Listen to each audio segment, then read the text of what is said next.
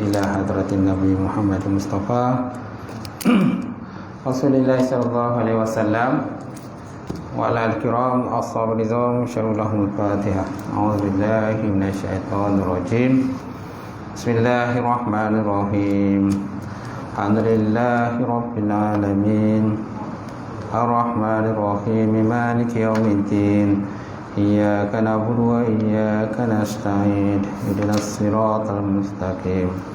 Siratal ladzina an'amta 'alaihim ghairil maghdubi 'alaihim waladdallin. Amin.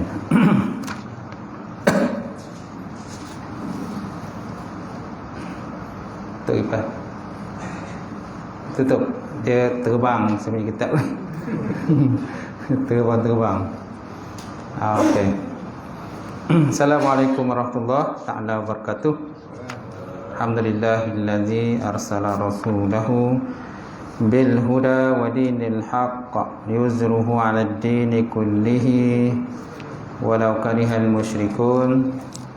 Asyhadu an la ilaha illallah wahdahu la syarikalah wa asyhadu anna Muhammadan 'abduhu wa rasuluh.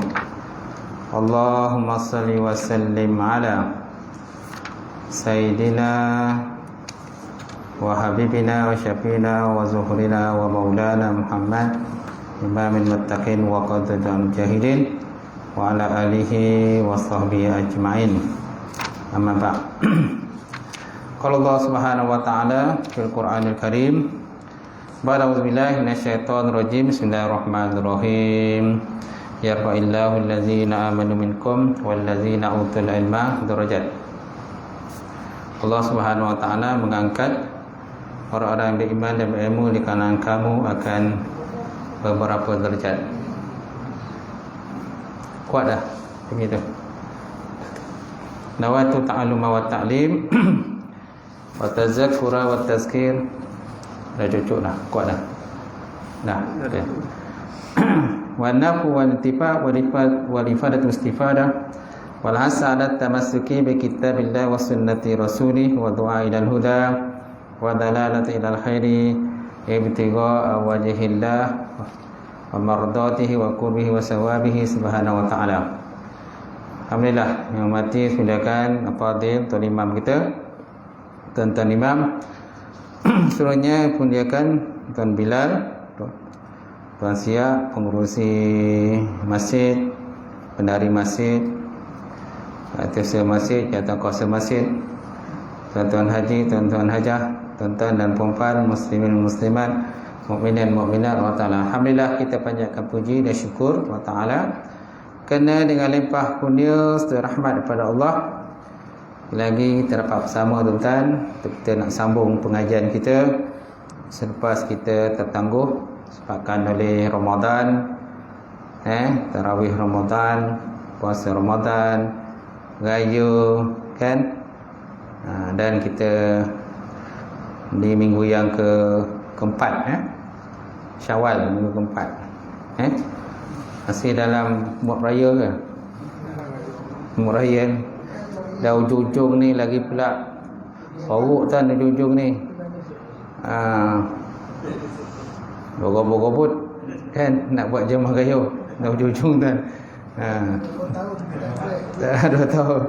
tahun tak raya-raya kan macam tu. Baik tuan-tuan, insyaAllah. So raya-raya kuliah terus jalankan insyaAllah. Kalau tempat lain memang dah mulalah lama. Minggu yang kedua, minggu yang kedua, ujung minggu kedua itu dah start dah. Berapa bulan ni tu saya kuliah pertama di Mantin, di Masjid Qaryah Mantin. Saya tak ingat berapa bulan tu. Tu kuliah pertama lah. Lepas tu sambung tempat lain gitu. InsyaAllah. Tak silap saya 18 ke 14. 14 lah. 14 bulan tu kuliah pertama Syawal dah start dah dari Masjid Qaryah Mantin. Lepas tu sambunglah tempat-tempat lain pun sambung sampailah di sini. Baik. Jadi malam ni kita lihat di muka surat 287 atas sekali. Wajib melafazkan salam. Betul tak? Insya-Allah. Qala musannifun wa ta'ala wa nafa'ana bi ulumihi binan amin. Wajib melafazkan salam yang pertama sewaktu berniat keluar. Sewaktu berniat keluar dari solat sambil berpaling ke kanan. Sambil berpaling ke kanan. Pengucapan salam paling sempurna. Oh, itu sambungan belakang, sambungan sebelah tu. Wajib untuk melafazkan salam tu sambungan sebelah. Di muka surat 286. Sekarang kita masuk pengucapan salam. Itulah. Pengucapan salam paling sempurna. Ucapan salam yang paling sempurna adalah Assalamualaikum warahmatullahi. Assalamualaikum warahmatullahi. Macam tu. Tu salam yang paling sempurna. Kemudian ada nombor 10 bawah tu. Seseorang yang mengucapkan salam tidak perlu menambah lafaz wa barakatuh. Tak perlu kita tambah wa barakatuh. Assalamualaikum warahmatullahi wabarakatuh. Tak perlu. Hanya kita cukup Assalamualaikum warahmatullahi. Sesungguhnya penambahan itu menjadi satu kesalahan. Dia salah lah. Sama ada pada salam yang pertama ke kanan ataupun kedua ke kiri. Kecuali kalau kita semayang apa tu? Assalamualaikum warahmatullahi wabarakatuh. Semayang jenazah kan? Semayang jenazah. Biasa kita ucap Assalamualaikum warahmatullahi wabarakatuh. Cuma semayang jenazah dia tak ada rukuk, tak ada sujud. Jangan gaji-gaji rukuk dengan sujud pula jenazah. Jenazah tu pun terkejut kan. Kejut ada. Pula sujud ni kan. Baik. Saya telah menerangkan secara terperinci mengenai lafaz, mengenai syas, shim alif zai, syas riwayat yang mengandungi lafaz wabarakatuh. Syas ni sesuatu yang tak kuatlah, ragulah macam tu. Riwayat yang mengandungi lafaz wabarakatuh. Dalam kitab saya yang bernama Tanakud wal al-wadihah. Tanakud al-wadihah, juzuk yang ketiga. Siapa yang karang ni? Saya rasa yang karang ini ialah pensyarah sendirilah, yang Syekh ni, Syekh Al-Amah Dato' Hasan Ali As-Saqaf Al-Quraisy Al-Hasimi. Macam tu, dia sendirilah yang karang. Macam tu. Saya telah menerangkan seperinci mengenai syasnya riwayat mengenai lafaz wa barakatuh dalam kitab saya yang bernama Tanakud Al-Wadiyah, juzuk yang ketiga. Tanakud mana tanakud? Tanakud ni perbezaan ataupun pertentangan. Al-Wadihah yang nyata. Gitu. Tanakud. Ta nun alif qaf dot. Qaf dot. Tanakud. Tanakudat dia kata. Tanakudat. Jamak. Tanakud al-wadihah. Wadih ni nyatalah. Mana pertentangan yang nyata. Gitu. Dalam kitabnya Al-Barakah tu. Tanakud al-wadihah berkenaan dengan wabarakatuh tadilah. Di sana dia kata, saya juga telah menerangkan, menjelaskan bahawa ketentuan sunnah adalah mengucapkan salam sehingga lafaz warahmatullah sahaja. Warahmatullah sahaja. Pendekatan sini sengaja saya jelaskan bagi menentang. Nampak, menentang mereka yang mendakwa benar dalam penambahan lafaz wabarakatuh. Di samping dakwaan mereka yang mengetahui ciri-ciri hadis yang syaz. Ciri-ciri hadis yang syaz dan juga lainnya. Syaz ini ini orang kata istilah dalam hadis. Ini perbincangan dalam kitab mustalah hadis ada lafaz syaz. Lafaz yang ragu, lafaz yang tak terang. Barang siapa yang menambahnya, maka solatnya tidak terbatal dan dia tidak dikenakan sesuatu apapun. Kan tetapi penambahan ini sebenarnya tidak nyatakan dalam sunnah yang sahih, bahkan ianya merupakan satu keraguan dan penambahan daripada sebahagian perawi. Maka berhati-hatilah. Ihzar ni berhati-hatilah. Jadi galakkan berhati. Jadi tak perlu kita menambah kan wa barakatuh, tak perlu. Baik. Kita ulang semula. Ucapan salam yang paling sempurna adalah Assalamualaikum warahmatullahi, sambil menoleh ke kanan ketika sampai pada lafaz warahmatullahi. Hal ini tersebut didasarkan pada beberapa hadis. Antara lain bahawa Rasulullah sallallahu alaihi wasallam mengucapkan di depan wajahnya, iaitu dalam keadaan tidak berpaling, tanpa menggerakkan kepalanya ke atas ataupun ke bawah ketika menoleh. Hal ini amat berbeza sebagaimana yang dilakukan oleh sebahagian orang awam kita. Ada sebahagian orang awam kita kan, apabila seseorang menggerakkan kepalanya lebih daripada 2 kali sebelum mengucapkan salam yang pertama secara sempurna, maka batallah solatnya. Batallah solatnya.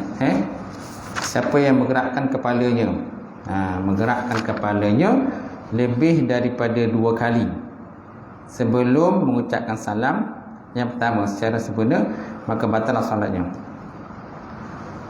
Ada nombor 11, iaitu setelah selesai diucapkan huruf mim Assalamualaikum kan, iaitu selepas selesai mengucapkan huruf mim daripada Assalamualaikum pada salam pertama. Kerana dengan pengucapan salam itu solat maka dikira selesai, dikira salam. Mana diucapkan ni sebelum daripada salam pertama lah, sebelum daripada Assalamualaikum tu yang pertama tu, maka dia menggerakkan kepala lebih daripada 2 kali. Cuma tak diterangkanlah macam mana gerak 2 kali ni, macam tu. Tak diterangkan 2 kali. Sunat mengucapkan wajah ke arah kiblat seketika sebelum memberi salam yang kedua dan berpaling pada sebelah kiri. Ni pada gambar tu lah, macam tu. Okey. Seseorang itu juga perlu mengulangi kembali solatnya. Okey. Kemudian seorang itu disunatkan pula bagi mengucapkan salam yang kedua ketika menoleh ke kiri. Mengucapkan salam kedua ketika menoleh ke kiri. Gitu. Alright. Cuma yang tadilah menggerakkan kepala ni dia tak sebut secara jelas. Apakah yang dikatakan menggerakkan kepala 2 kali itu? Cuma yang kita tahu kalau menggerakkan 3 kali berturut-turut, kan? Katanya menggerakkan anggota badan 3 kali berturut-turut, maka batallah kita punya solat. Itu kan? Batallah solat. Macam tu. Cuma berkenaan bergerak 2 kali tak disebut di sini, tak diperincikan lah. Nanti saya cuba tengok kat mana kat kitab lain ke, kan, berkenaan dengan menggerakkan 2 kali kepala. Baik. Kemudian Manawi dalam kitab Syarah Muhazzab, Majmu' Syarah Muhazzab, muka surat 478 juzuk ketiga menyatakan, apabila kita menyatakan disunatkan mengucapkan salam yang kedua, maka salam tersebut berlaku setelah selesai mendirikan solat. Bila kita mengatakan disunatkan mengucapkan salam yang kedua, maka salam tersebut berlaku setelah selesai mendirikan solat. Kerana salam pertama tu, bila salam pertama kena habis solat lah. Dan salam kedua tu kan sunat, kan? Dan ianya tidak termasuk dalam solat. Salam kedua tu tak termasuk dalam solat. Ini kerana solat sebetulnya telah selesai dengan pengucapan salam yang pertama, kan? Meskipun ketika pengucapan salam yang kedua itu, apabila terbatal wuduknya, maka solatnya tidak batal. Meskipun ketika pengucapan salam yang kedua itu, apabila terbatal wuduknya, maka solatnya tak batal lah. Sebab salam pertama dah habis. Kemudian tiba-tiba terkentut, kemudian salam kedua, kan? Maka tak batal lah solatnya, kerana dia dah keluar dari solat. Macam tu. Akan tetapi Sebaik-baiknya seorang itu tidak mengucapkannya kecuali dalam keadaan suci. Demikianlah menurut pendapat Imam Nawawi. Sebaik-baiknya ucapkan salam itu mesti dalam keadaan bersih, suci lah. Ini biasanya orang terkontut ni, lepas salam pertama ni biasanya sakit perut lah. Dia sakit perut lah. Dia dah tak tahan dah tu. Sebenarnya semayang dalam keadaan menahan kentut ni pun makruh. Kan? Makruh. Sebaik-baiknya kita kentut dulu lah. Ataupun pergilah tandas dulu air kan. Dah selesai kan barulah semayang. Ni tak. Kan? Time tu boleh sakit perut, memula-mula time tu dia nak semayang. Time tu sakit perut, time tu dia nak semayang. Tu yang salam pertama tu dia tulis terkontut tu. Terkejut imam depan kan gitu. Apa bunyi kan. Lepaskan bom pula kan gitu. Okey, ada juga salah apa, ada juga kentut yang tak bunyi, senyap kan. Itu itu lagi bahaya. Lagi bahaya tuan-tuan. Yang tak berbunyi tu. Yang kalau bunyi tu tak kisah benar tu. Gitu. Hasan. Kalau kata imam dia berbatal solat daripada lepas salam yang pertama. Okey. Jadi sah sembahyangnya kan? Tapi bagaimana dengan makmum? Biasanya makmum akan bersalam pada ketika imam bersalam yang kedua. Jadi macam mana kedua? Imam dah bagi salam. Imam dah bagi salam. Imam terkentut ketika salam yang pertama. Salam yang kedua kan. Nak salam kedua. Lepas tu imam terkentut. Sedangkan makmum belum bagi salam lagi. Biasanya makmum akan bagi salam selepas imam bagi salam yang kedua. Jaranglah makmum bagi salam selepas salam yang pertama. Kalau seandainya makmum tu masa tu masih ikut imam, kalau dia terdengar benda tu dia kena mufarakah lah. Mufarakah lah cepat. Gitu. Kan biasanya kita bagi salam lepas salam kedua kan. Gitu. Kalau kita dengar, kalau yang tak dengar macam mana Ustaz kan, masalah kita tak dengar kan. Yang tak dengar dia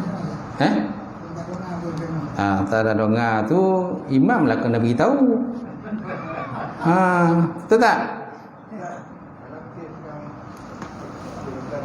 Imam tadi dia bagi salam kalau salam kedua dia terbetul.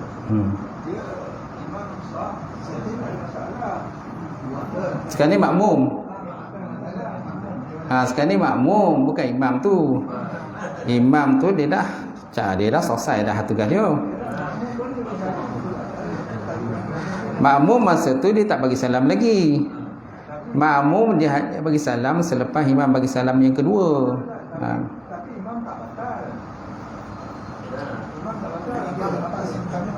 Imam yang pertama tu dia tak batal lah. Makmum tak ada kalau imam tak batal. bukan makmum masa tu masih ikut imam ke? Yalah, berarti imam tak batal. Dah berpasi rakaat. Memanglah imam tak batal. Imam dia tak batal sebab dia dah selesai dia punya tugas tu. Masalahnya makmum tu dia tak bagi salam lagi. Makmum belum salam. Makmum biasa bagi salam selepas daripada salam kedua imam itu. Tu yang jadi masalahnya, kemuskilan ni. Gitu. Mana imam kena beritahulah jemaah bahawa dia telah pun terbatal. Gitu. Dia telah pun terbatal.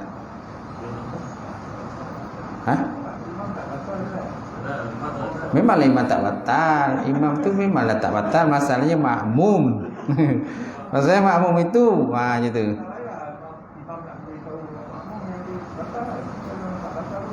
Maksud Ustaz dan makmum ni macam mana batal? Makmum tu batal lah. Kerana dia masih mengikut imam. Mana makmum itu kenalah mufarakah. Macam tu kesianlah makmum. Mana imam menginaya makmum itu. Contoh kan macam tu. Tapi jaranglah berlaku begitu. Jaranglah, maknanya dia benda jarang ni kal adam. An-nadir, kadang menyatakan an-nadir kal adam. Benda jarang berlaku macam tak ada. Macam tak ada lah. Tapi boleh berlaku.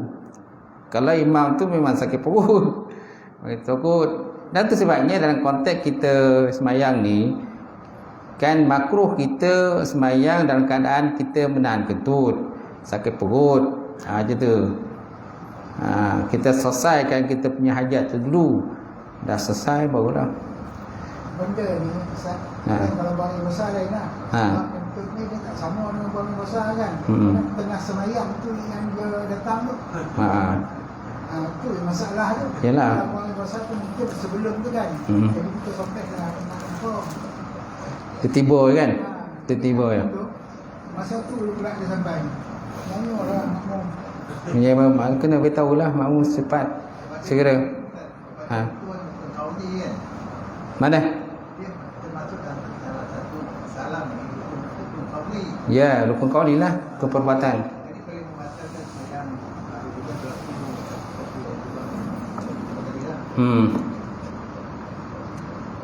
berlaku. Okey.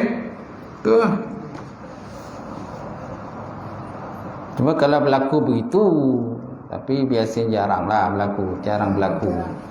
berlaku lah macam tu. Ni contoh kalau berlaku. Imam jangan risaulah. Macam tu. Kita semayang kalau dia. Yalah, semayang balik lah. Dia beritahu lah kan, kita raikan apa. Dia sebaiknya lah kan. Baiknya. Kerana kebiasaan kita memang macam tu. Kebiasaan bila imam dah salam kedua, barulah kita bagi salam. Macam tu. Okey, alright. Seterusnya hakikat pengucapan salam.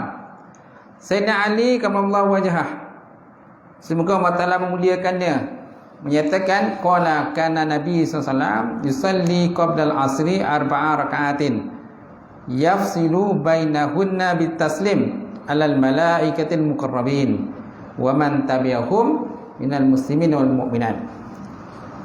Kan? Qala berkata ya, kerana Nabi SAW adalah Nabi SAW yusalli qabla al-asri, semayang sebelum asar, 4 rakaatin, sebanyak 4 rakaat, yufsilu bainahunna bitaslim, di mana Nabi memisahkan antara rakaat tersebut dengan mengucapkan salam kepada para malaikat, malaikatil muqarrabin, malaikat-malaikat yang dekat kepada Allah. Muqarrabin kan asal kata pada qaraba.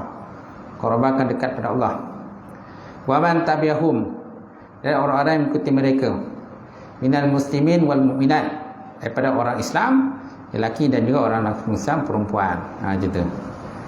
Sebenarnya Nabi memisahkanlah 2 rakaat kan, lepas salam, lepas tu Nabi sembahyang 2 orang lelaki sebanyak 2 rakaat, lepas tu baru bagi salam. Macam tu. Kita digalakkanlah 2 salam yang pertama tu sunat gairu muakkad, 2 salam kedua tu muakkad. Dia ada gairu muakkad, ada muakkad, yang dikuatkan dan tidak dikuatkan. Walaupun yang kedua, yang 2 pertama tu tak dikuatkan, tapi kita digalakkan jugalah. Kan? Galakkan sebagai sunat. Walaupun dia gairu muakkad bagi orang-orang yang lazim pada sebagai sunat. Kita digalakkan sebenarnya sunat banyak. Kita ingat tak ada hadis berkenaan Ramadan kan? Hadis berkenaan dengan Ramadan, kelebihan Ramadan, di mana orang yang berpuasa itu akan dipanggil daripada pintu Ar-Rayyan. Orang yang berpuasa akan dipanggil daripada pintu Ar-Rayyan. Bagaimana dengan orang yang rajin solat? Orang rajin solat akan dipanggil daripada pintu solat. Bagaimana orang yang suka bersedekah? Mereka akan dipanggil daripada pintu sedekah. Bagaimana orang yang suka berjihad? Maka dipanggil daripada pintu al-jihad. Bagaimana kalau orang itu semua dia kuat? Jihad pun kuat, puasa pun kuat, sembahyang pun kuat, semua kuat. Contoh dia siapa? Sayyidina Abu Bakar As-Siddiq. Sayyidina Abu Bakar As-Siddiq Sayyidina Abu Bakar As-Siddiq ni dia bukan saja mendapat gelaran As-Siddiq, tetapi dia ada gelaran lain. Gelarannya As-Sabaq ilallah, ila khairi. As-Sabaq ila khair. Maknanya orang yang meniaja dalam bab kebajikan, bab kebaikan. Orang yang macam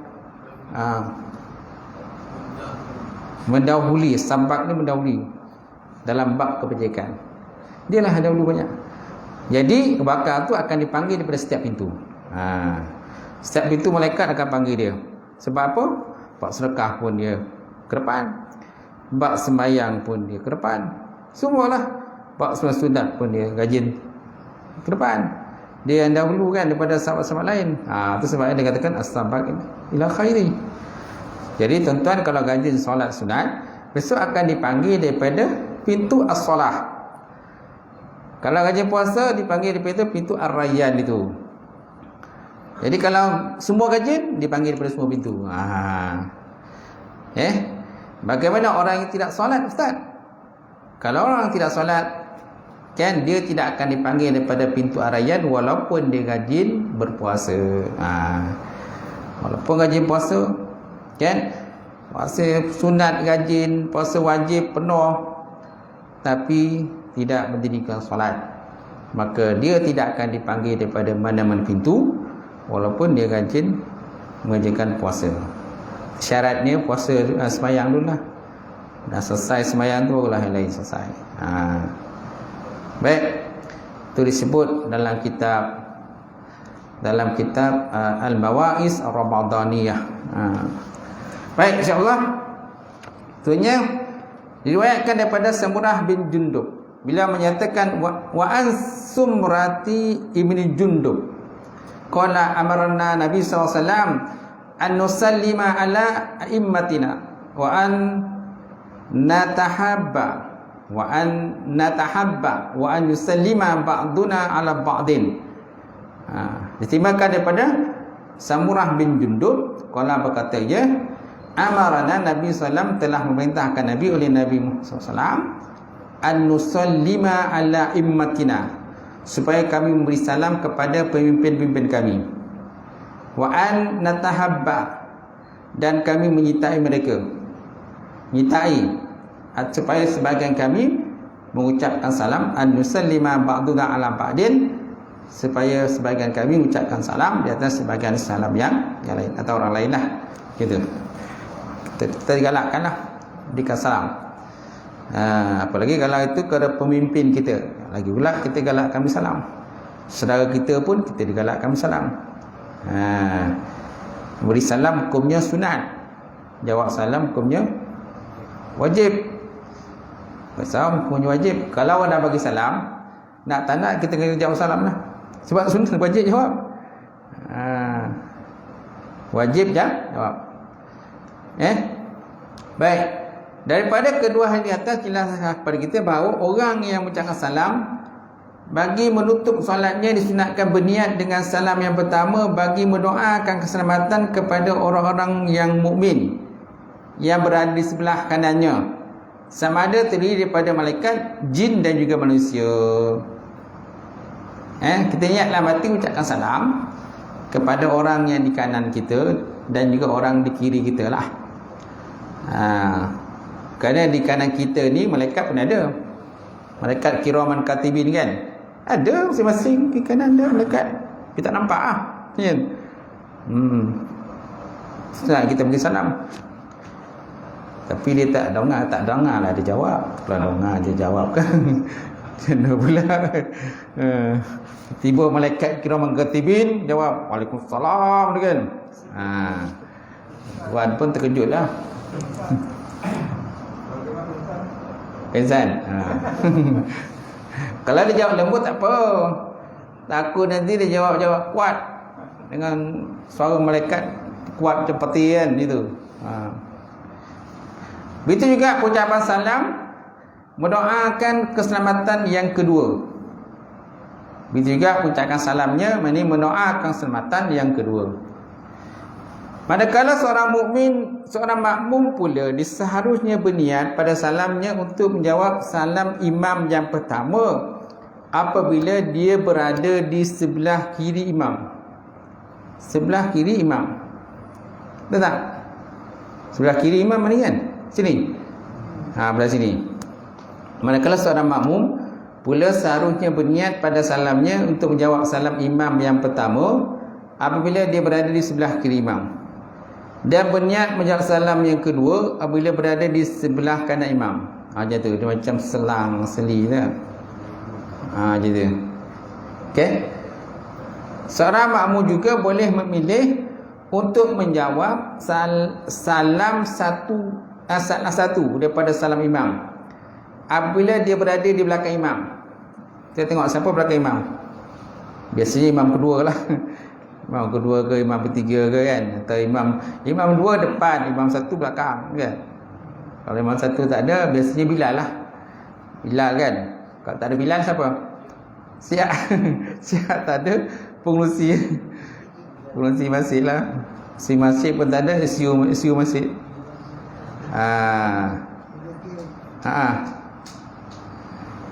Dia sebaik-baiknya duduk belakang imam ni orang yang boleh menggantikan imam anytime. Seandainya imam itu contohnya terbatal sembahyangnya, dia anytime terus ke depan ganti. Ini masalah imam dah terbatal, tak tahu pula siapa yang nak ke depan ni kan. Yang Bilal kata siap, yang siap kata Bilal ke depan. Sing dah kelang kabut tuan-tuan, tak tahu siapa. Itu sebaiknya kalau imam dah terbatal, dia menepuk tangan, menepuk bahu mana-mana orang yang di belakang dia untuk naik menggantikan dia. Sebaiknya begitu. Jadi dia dah taksiskan, tentukan siapa yang naik. Kalau tidak kan tak tahu siapa ni. Masing-masing pun. Siapa yang akan menggantikan imam ni? Kalau masing-masing tak kata, kalau yang belakang tu kata akulah ganti, volunteer ke depan kan. Lagi lah tu senang. Ni tak tahu siapa. Kalau imam sebut nama boleh tak? Sebut nama dia dah batal kan? Boleh, tak ada masalah. Sebab imam dah batal, tak ada masalah kalau sebut nama. Kalau tak nak sebut nama pun boleh. Tahsis kan, mentahsin tentukan, takyin kan lah, tentukan siapa supaya senang waktu nak ke depan. Gitu. Baik. Hanya Allah Ta'ala saja yang memberi taufik kepada kita semua. Kemudian menyapu muka selepas solat. Macam mana menyapu muka selepas solat? Seorang yang bersolat disunatkan menyapu muka setelah selesai menunaikan solat. Ia dilakukan semata-mata mengikut perbuatan Nabi Muhammad sallallahu alaihi wasallam. Amalan ini berdasarkan kepada hadis riwayat daripada Imam Tabrani daripada Anas bin Malik berkata, anna Nabi sallallahu alaihi wasallam kana idza shalla wa faragha min salatihi yamsahu bi yaminihi ala ra'sihi. Yamsahu bi yaminihi ala ra'sihi wa yaqulu bismillahillazi la ilaha illahu ar-rahmanir rahim Allahumma azhib anni hamma wal hazan. Allahumma azhib anni hamma wal hazan. Sesungguhnya Nabi Muhammad SAW kerana apabila iza shalla, apabila Nabi semayang, wa faraga an min salati, dan Nabi selesai daripada semayangnya, yamsahu bi yaminihi, menyapu ia dengan tangan kanannya, ala ra'sih, di atas kepalanya. Menyapu tangan kanannya dengan atas kepala, kanan dengan tangan atas kepala kan. Kemudian Nabi berkata bismillahillazi la ilaha illahu, dengan nama Allah yang tiada Tuhan yang disembah melainkan Dia, Ar-Rahmanur Rahim, Maha Pemurah lagi Maha Penyayang. Allahumma azhib, ya Allah Tuhanku, hilangkan olehmu anni daripada-ku hammi wal hazan, sedih dan juga duka cita. Sedih dan duka cita. Kita bacalah ketika selesai daripada solat, kita ucapkan salam. Kita nyapu kita punya kepala tadilah, yang masuk biamini ala raksih, macam tu. Baik, kemudian Imam Al-Haythami mengulas dengan katanya hadis ni diriwayatkan oleh Tabrani dalam kitabnya Al-Awsat dan Al-Bazzar dengan sanad-sanad yang berbeza-beza.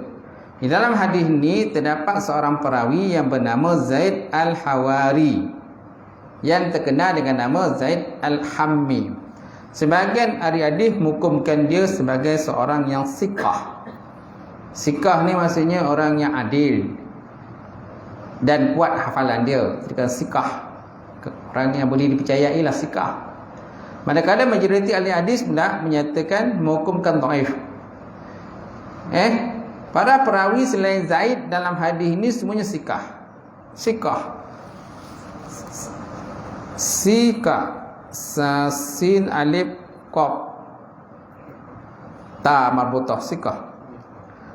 Bukan siqah, bukan sin sa. Siqah. Siqah ni yang oleh dipercayai istilah dalam mustalah hadis.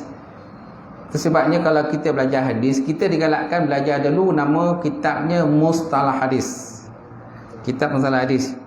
Kan dia akan berbincang itu apa itu dikatakan sanad, apa itu dikatakan musnid, apa itu dikatakan hadis, apa dikatakan asar, apa dikatakan al-hafiz. Kan? Apa dikatakan hadis sahih, apa dikatakan hadis dhaif, apa dikatakan hadis hasan, apa dikatakan hadis marfu, mauquf. Kan? Apa dikatakan hadis mu'anan, hadis mutawatir, hadis ahad. Okey. Itu dikatakan ilmu mustalah hadis. Kita digalakkan sebelum belajar hadis kena belajar mustalah hadis. Kalau dah belajar hadis, salah hadis tak belajar, memang kita tak kuatlah.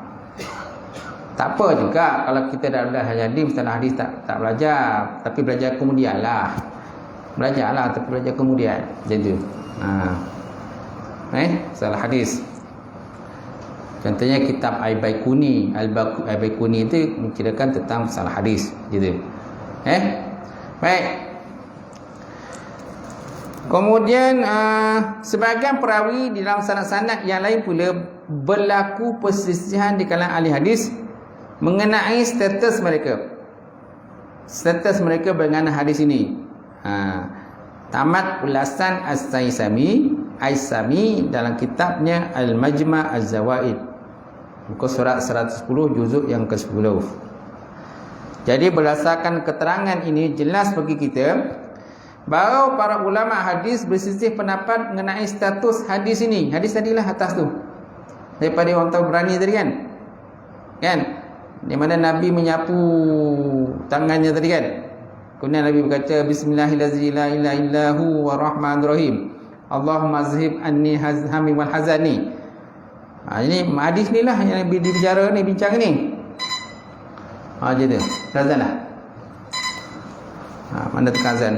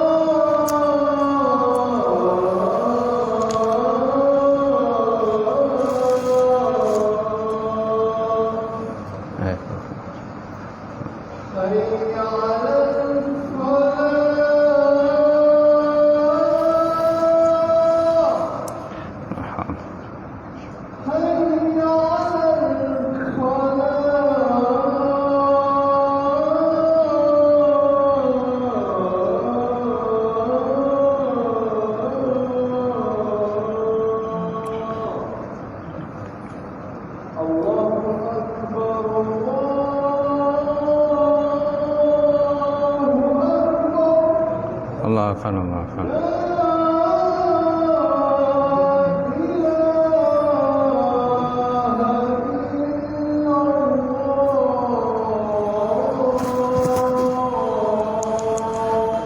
La ilaha illallah sallallahu alaihi wasallam. Baik. So maknanya boleh tak beramal dengan hadis di atas? Nanti ada jawapan di sebelah lah. Kita tengok pada tadi lagi. Baik. Berdasarkan keterangan ini jelas bagi kita bahawa para ulama hadis berselisih pendapat mengenai status hadis ini. Hadis daripada Imam Tabrani dekat atas lah. Berkenaan Nabi menyapu tangan kanannya ala raksih, di atas kepala. Dia tak ada sebut muka, tapi dia sebut kepala saja. Nabi menyapu kepala. Macam tu. Jadi sebagai ulama menganggap Zaid al-Ammi tadi ataupun Zaid al-Hawari sebagai seorang yang siqah, orang yang boleh dipercayai, menghukum sahih ataupun hasan. Hadis ini disebabkan baki perawi merupakan perawi yang siqah, disebabkan oleh perawi-perawi lain, sanad-sanad lain orang yang siqah, jadi tak ada masalah. Dia kata pakailah di sini. Manakala sebagai ulama menganggap beliau sebagai lemah, menghukum hadis ini sebagai dhaif. Ada pula ulama kata hadis ini dhaif. So tak boleh ke nak faham hadis dhaif? Ini soalannya. Apabila diandaikan hadis ini dhaif sekalipun ia tidak terlalu dhaif ataupun tidak dikategorikan sebagai hadis maudhu' ataupun palsu. Hadis ini bukan hadis palsu, bukan hadis reka-reka, tak ada. Cuma dia dhaif. Ada sebagai ulama kata. Dan dhaif itu pun bukan dhaif sangat pun. Ini kerana hadis dhaif masih boleh diamalkan pada kelebihan untuk beramal, fadhalul amal, dan juga soal kemuliaan akhlak. Buktinya Imam Nawawi rahimahullah menyatakan, para ulama dan ahli hadis dan selain mereka menyatakan harus dan disunatkan beramal dengan hadis dhaif pada kelebihan untuk melakukan amalan, menggema dan menggurunkan selagi mana ianya tidak bertaraf maudhu'. Nampak? Selagi mana hadis itu bukan tarafnya maudhu', rekaan, hadis palsu, selagi itu bolehlah kita guna walaupun dhaif. Dengan tujuan untuk beramal, fadhil amal, dan juga untuk menggemarkan, targhib dan juga tarhib, menggemarkan dan juga untuk menggerunkan orang, bolehlah. Adapun menetapkan hukum hakam seperti halal haram, jual beli, nikah, cerai dan selainnya, maka tidak boleh beramal, berpegang padanya kecuali dengan hadis yang sahih ataupun hadis hasan saja. Dalam bab jual beli halal haram, mesti menggunakan hadis sahih ataupun hasan. Hadis hasan ni hadis yang derajatnya rendah sikit daripada hadis sahih lah, tapi boleh guna pakailah untuk berdebat, untuk berhujah dan sebagainya. Justru secara praktikalnya Imam Nawawi sendiri turut memuatkan hadis menyapu kepala dan muka selepas salat dalam kitabnya Al-Azkar. Azkar maknanya zikir-zikir. Dia ada kitab Arab dia, Azkar. Terjemahan tu banyak dijual lah. Terjemahan kitab Azkar ni, terjemahan dia tebal lah ni. Arabnya tak ada tebal macam tu. Pada bab yang ke-49, zikir-zikir selepas salat. Satu riwayat berbunyi, kami riwayatkan daripada Ibnu As-Sunni dari Anas bin Malik berkata, kana Rasulullah SAW iza qada salatuhu masaha jabhatahu biyadihi al-yumna summa qala asyhadu an la ilaha illallah ar-rahmanir rahim Allahumma azhib anni hammi wal hazan. Ini bacaan ni lah. Ada orang kena tak baca apa-apa pun. Biasa ada salam macam tu tak ada baca apa-apa pun. Ini doa kalau kita nak baca lah. Karena Rasulullah SAW adalah Rasulullah iza qada salatuhu, apabila telah menyelesaikan sembahyangnya, masaha jabhatahu, menyapu jabhah ni dahi lah. Nabi menyapu akan dahinya, biyadihil yumna, dengan tangannya yang kanan. Summa qala, kemudian berkata, Allahumma asyhadu an la ilaha illallah, asyhadu, aku nak saksi bahawa tiada Tuhan yang sembah melainkan Allah, Ar-Rahman Ar-Rahim, Maha Pemurah lagi Maha Penyayang. Allahumma azhib, ya Allah Tuhanku, hilangkan oleh kamu akan daku, anni, daripada aku, hammi wal azan, kesedihan dan juga duka cita. Kesedihan dan juga duka cita, ini doa yang kita baca lah. Macam tu. Kalau sini dia terjemahkan, baginda menyapu sebahagian kepalanya hingga ke muka. Sini dia ada dalam kurungan tu hingga ke muka. Kalau dalam bahasa Arab tu dia hanya sebut masaha jabhah. Jabhah ni dahi. Jabhatun, Nabi menyapu jabhah ni dahinya, biyadihin yumna, dengan tangan yang kanan. Tapi dalam kurungan dia ada sebut muka. Kenapa disebut muka? Kemungkinan dalam syarah hadis ini dia ada sebut syarah dia. Nak kena tengok dia punya syarah dia pula. Tengok syarah hadis ni ada tak dia sebut.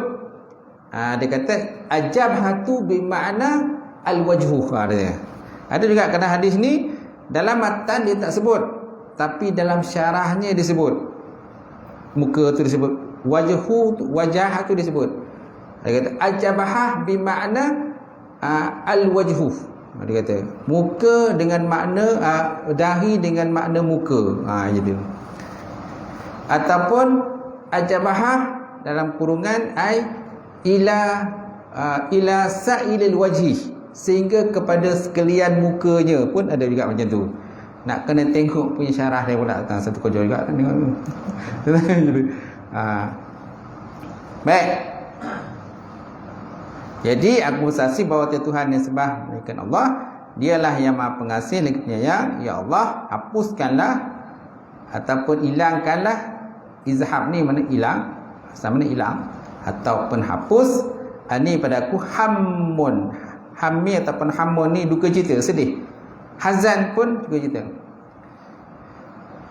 Kan? La takhaf wa la tahzan. Kan ayat Quran tu, la takhaf wa la tahzan, innallaha ma'ana. Jangan kamu takut, jangan kamu gundah. Duka cita kerana Allah Taala bersama dengan kita. Kan ada satu kitab tu namanya La Tahzan. Dah jumpa tak kat kedai? Dah jumpa kan? La Tahzan. Yang dikarang oleh Syed Al-Qarni tersilap saya. Dia berkenaan dengan jangan duka cita, jangan sedih. Dia lah banyak lah dalam tu cerita-cerita jangan sedih. Orang cerita kita ni orang beriman, dia jangan sedih-sedih. Walau apa pun yang berlaku kita tu, jangan sedih. Tu semua kadang ujian daripada Allah kan. Kadang kita rasa kita diuji dengan berbagai ujian yang berat, tapi bila tengok orang lain, orang lagi berat. Orang lagi berat ujian. Macam tu. Kelumpur kita tengok kan, banjir tak habis. Kan, kereta tenggelam, motor tenggelam. Sesuai namanya Kuala Lumpur. Kata sesuai namanya Kuala Lumpur. Kuala yang banyak lumpur. Memang sekarang ni dah tahu kejap banjir.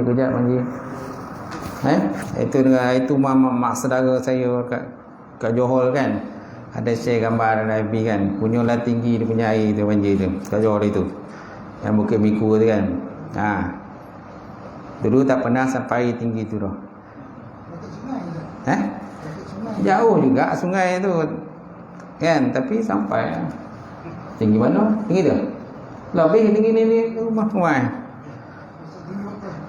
Gitu. Biasa rumah dia masuk air tu yang rumah bawah je. Kalau berlaku banjir. Sekarang ni dia ada rumah bawah, ada rumah atas. Rumah atas tu biasa rumah atas tak naik air, barang-barang semua letak kat atas. Sekarang ni rumah bawah habis, rumah atas pun tenggelam tu kan. Akan datang tak tahu lagi lah macam mana. InsyaAllah. Macam mana ujian borek gitu, kadang-kadang ke orang lagi borek. Itu. Lagi borek. Kan nak membasuh itu dengan apa? Yalah benda dah terkondam, biasalah dengan apalagi kalau mari-mari ke apa kati semua, kalau dah terkondaman tak dipakai dah. Memang buang je lah kan. Bayangkanlah berapa kos nak beli baru kan itu. Tilam pun kalau tilam dan peluk-peluk tu kalau ada kena air mengengkeh tak boleh seorang angkeh kan. Kalau dalam memanglah tilam dan peluk-peluk tu sedap tidur. Tapi bila dah banjir kena air tak larat angkeh seorang tu. Tidak pun 5-6 orang nak mengangkeh dalam tu.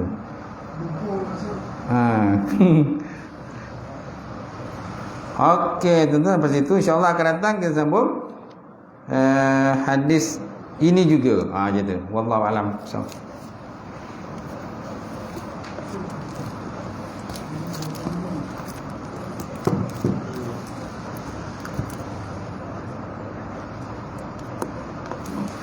Habis A'udzubillahi minasyaitonirrahmanirrahim. Alhamdulillahirabbil alamin. Wassalatu wassalamu ala asyrafil mursalin wa ala alihi washabbihi ajmain. Allahumma zidna ilman nafi'a wa yaqinan shadiqan wa 'ilman taqabbala rizqan halalan mubarakatan katsira.